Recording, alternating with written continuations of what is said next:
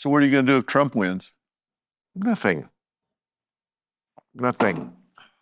Going on with my show and making jokes at his expense every week. And that's why this is a great country.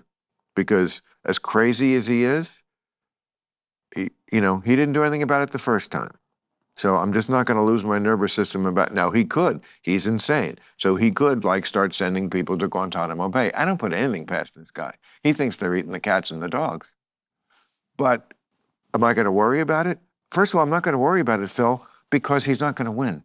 I put my marker down on this last week. I am not even. You said before, that's not going to do it. That's not going to do it. That's not going to do it. This time you said this is it. Right. That's why I feel like I have credibility on this issue. I have been known as a Trump alarmist. And now I'm saying I'm not even nervous. I don't think it's going to be close. The polls are going to be dead even on election day, I promise. When people get in the booth, they're like some of those people who shop for Christmas at the last minute. They really don't know what they're doing. What do you think did him in? What crossed you over this time to say he did? Time. Just time. It's just enough. And then you just feel it. Like, I can't take any more. Like, was it the dogs and the cats? It just was like if you ask me, why did World War I start? Well, the quick answer is the Archduke of Sarajevo the Archduke of the Habsburg Empire was assassinated in Sarajevo. That was the final match. But it had been building for empires, as you well know, as an empire ruler, don't go to war like that for no reason. It builds, and builds. I just think they've had enough. Trumpism will live on, because Trumpism, to me, is a reaction to the insanity of the left that you and I do agree on. And as long as they perceive that half the country is fucking batshit nuts, which they're not completely wrong about, there will be another Trump. But I think they've had it with this one. This one is just worn out his welcome. I mean, they put up with so much from him. The trials and the women and the yickiness and the insanity and the Laura Loomers and the January 6th, all of it they put up with, and still not even letting go of the 2020 election. It's just like, enough. It reminds me of guys I know who I knew were not happily married for a very long time. And then there was like one day when it was like, I just can't do it. I just can't. I know this is going to be so painful. These roots go deep. We have children, blah, blah, blah. I'll lose my money. Whatever it is, I just can't do one more day. And then they divorce, and then they marry the first girl to give them a hand job. It's so sad. They just fuck it up again. But it reminds me of that. So you think he's just worn it out?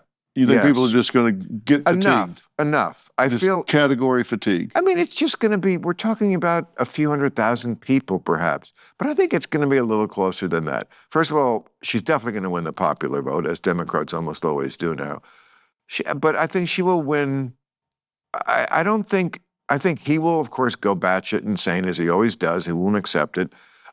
His followers, I think, I don't think their heart will really be in it, as it was in 2020. Some of them, there's lots of people who will always be in the bunker with Mrs. Goebbels, taking the poison and giving the poison to the children, because it's better than living in a world without National Socialism. I make an analogy, but I don't say he's a Nazi. But I think for most people, it's just fatigue. Yes, I think it's time. I compared it to Joe McCarthy. People got tired of Joe McCarthy in maybe 2 or 3 years. But, he wasn't in their face every day. Media was different then. But he was very Trumpian, and he was very big for that period. And then it just, it was a little like the end of War of the Worlds. Did you ever see War of the Worlds? Mm-hmm. The Spielberg version. Oh, it's so great. Tom Cruise and they're getting their ass kicked by the aliens, and then the ending is just and then they died. Then they got a virus or something. They got COVID, and and suddenly it was just like, and then they died. And Do you agree that both sides need to tone down the rhetoric? Well, we talked about that on the show earlier today, and the point about rhetoric is he's a peculiar messenger because he calls people scum, vile, vermin. I mean, this is Hitler kind of talk, vermin, enemies of the people. So he's just no one to talk. What I said was, look, I'm not going to hold my tongue to say something true just because some borderline person might take that as a reason to kill him, or vice versa. I can't worry about what borderline people are going to say if I say he's a threat to democracy, because he is a threat to democracy. So I'm going to say what I think is true, but you have to play by the same rules. And they don't play by the same rules. They play by rules where they're literally threatening people, where they're basically saying, we don't want to have to kill you or use our Second Amendment rights. But if you push us too far and you keep winning, yes, we're going to have to do that. I mean, they say that out loud. Who? Trump, I quoted him. Hey, everyone, I'm on Substack now. Check it out and subscribe now at billmaher.substack.com. What could be simpler than that? My name, then dot, substack.com.